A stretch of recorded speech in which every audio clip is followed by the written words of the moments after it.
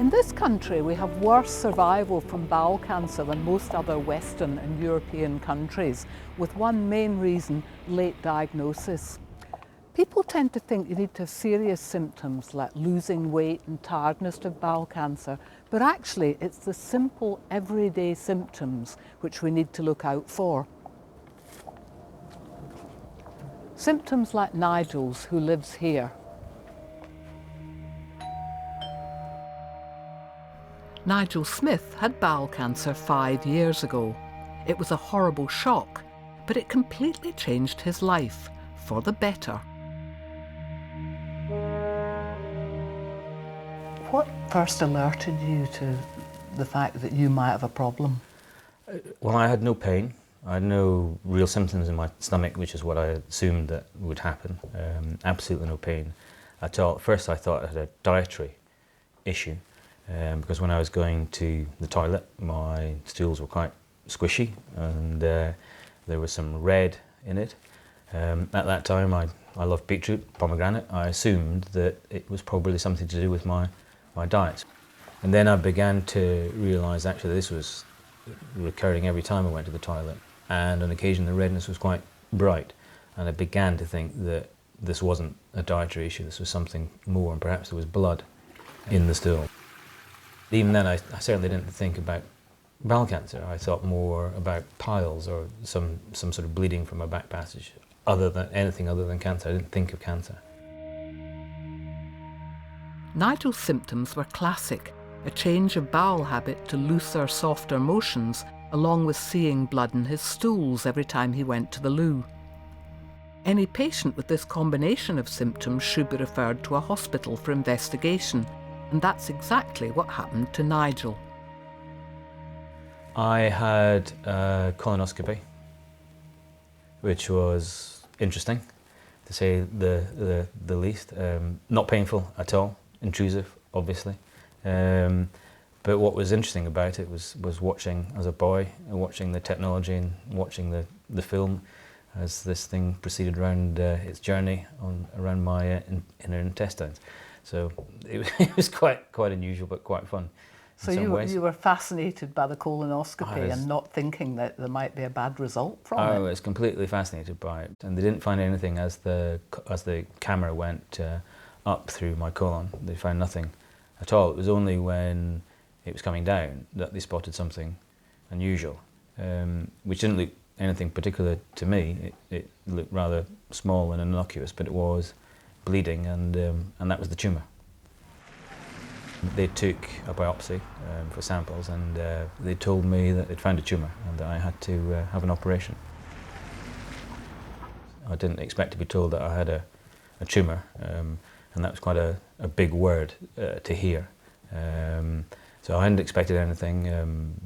We talked about bowel cancer, and they talked me through what they'd found, what stage it was at, and what was going to happen to me thereafter. Most immediately getting an operation, which happened within, I think, 2 weeks of that consultation. And did you feel that everything was going to be all right? Are you an optimist? Completely. I mean, I guess like everyone might have, you have dark moments very occasionally, but I felt that it had been caught relatively early. That's what I was told. I would have chemo, but that was very much regarded as you know, gold plating. The surgery actually would fix the problem in the surgeon's view, but it would be an extra insurance policy to have chemo. So I was pretty optimistic. I really didn't think that the outcome would be anything other than positive. It's over 5 years since Nigel's operation, and he's completely recovered. Spotting his symptoms early made all the difference. Perfect. Good. Lovely. Lindsay, Nigel's wife, is a professional photographer, and as Nigel's a keen cyclist, it wasn't hard to persuade him to have some photos taken. Okay. And we'll do one that you're actually going to ride towards me.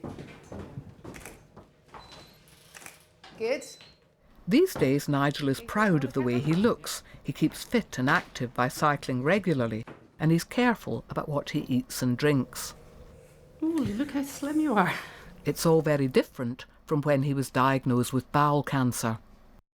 Describe yourself to me at that time. What was your body shape like? What shape were you in? Chubby would be kind, fat would be more accurate. I was nearly 14 stone. My exercise had been limited to once a year skiing, an occasional guilt-ridden trip to a gym, and that was about it really. I really enjoyed my curries and my beers, frankly. I lost weight pretty quickly thereafter, and actually one of the big benefits that I've had is a complete change in lifestyle. Smiling with your eyes. Lovely, that's a good one. We know having a healthy diet and taking regular exercise really helps to avoid bowel cancer, along with giving up smoking and drinking sensibly. Now Nigel has found he loves being physically fit. It's become one of the pleasures of his life. That's a nice one. Mm-hmm. My wife thinks that I'm obsessed about cycling. I'm not. I take one day off a week. So I now cycle 150, 200 miles a week. That allows me to keep my body weight down, and I'm now less than 11 stone, 68 kilos, which is completely different. My bike would have broken underneath me if I'd cycled it when I was 14 stone. I feel completely different within myself. I stopped drinking for a year. I drink very little alcohol. I watch what I eat, but I'm very conscious of my lifestyle now, and I'm just extremely lucky that I found an exercise regime and a sport that I love. Okay, you can relax. Men who pile on the pounds like Nigel put themselves at increased risk of developing bowel cancer in the future, especially as they get older. Getting fit can decrease your risk, but picking up the symptoms, the normal symptoms, persistent symptoms that last for 3 to 4 weeks, not waiting for tiredness or losing weight, that could save your life the way it saved Nigel's.